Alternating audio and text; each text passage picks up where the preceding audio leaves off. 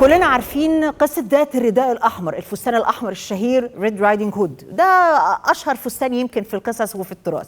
إنما في فستان أحمر تاني ابتدى ياخد مكانة عالمية بسبب فكرته، بسبب الرسالة اللي هو بيقدمها.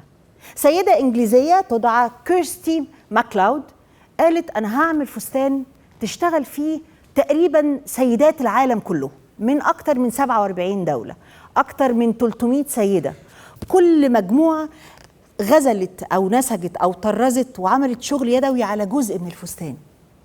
فبقى الفستان الأحمر فيه رسائل من التراث من كل الدنيا، الهند، أستراليا، روسيا، المكسيك، السعودية، وكمان مصر ببصمة سيناوية كان لها جزء من الفستان ده.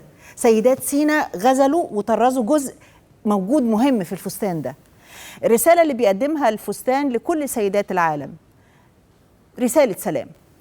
How did you get in contact with the artisans, with the ladies all over the world who made this embroidery? Yeah, so I used to tutor at the Royal School of Needlework in London. It's in Hampton Court Palace. It's a really big hub for embroidery.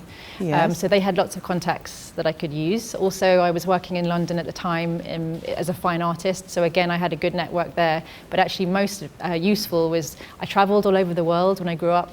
I was a child growing up in many different countries. Why? My father's job. He used to work for Shell and then went into renewable energy.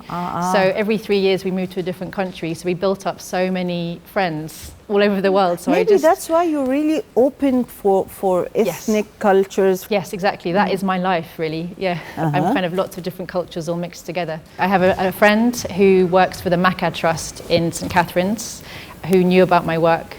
And she said, oh, I've got the perfect community, Bedouin community called Fansina, who work in... Fansina, جمعية Fansina. Yes, yeah.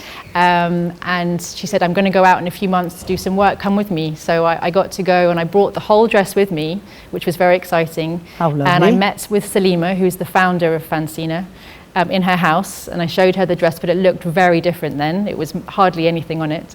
And gave her a huge piece. It was 4 meters by 2 meters. And the commission employed 50 women for a month to work on it. It's the largest piece by far. 50 Egyptian women worked on this piece, yes? Yes, exactly. Where is the Sinai work? It's all over. Most of this whole rim here, the trim, is all done in Sinai. And then also... الكرانيش دي عليها شغل السينا. Also, the panel here and a panel the other side. So they do lots of beautiful beadwork. The sleeve here, this one, is Fansina. Yes. And then the whole back panel, this whole piece here. It's not only one part. Lots and lots. So this is the Sinai part. Yes. Beautiful. It is beautiful. And they are very inspired by the flora and fauna, like the flowers on the mountains near where they live. So they take inspiration and make all these lovely motifs. We have a beautiful panel here from Australia. It was created by 24 women, and it celebrates the country. It's the finest work on the dress. So you've got coral reef here. Very tiny. Very tiny, yeah. Yes. And the kangaroos, and this is Ayers Rock. A piece of art independently. Exactly, you know? yeah. Each one really is like that, yeah. Yes. This is Japan here. This is a very powerful one. This is created in DR Congo in Africa. Congo. And it's widows of war have created this. And they're being supported to help rebuild their lives with embroidery. And they're being trained in embroidery by a Belgian lady who does these beautiful textiles. How deep that is. Yeah.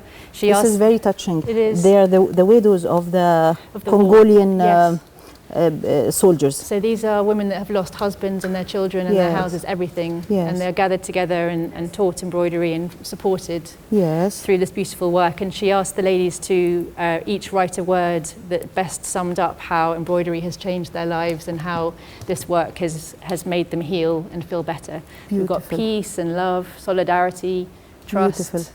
Liberty. It's very, very beautiful. Very beautiful. This popping one? Yes, Colombia. Oh, yes. It shows the colors, the very vibrant composition. Yeah. This is Pakistan. This is a lady who lives in Pakistan and in the US, and she's also referenced the red dress coming from England. So it's like her idea of all the different cultures that have come together for her in doing this piece. And this is the, do you say kurta, I think you say? What? This traditional Pakistani dress. It's called a kurta. اللبس التقليدي الباكستاني. اشترك في باقات واتشت الشهرية بتبدأ من 14 جنيه و99 قرش، وباقات سنوية تبدأ من 150 جنيه.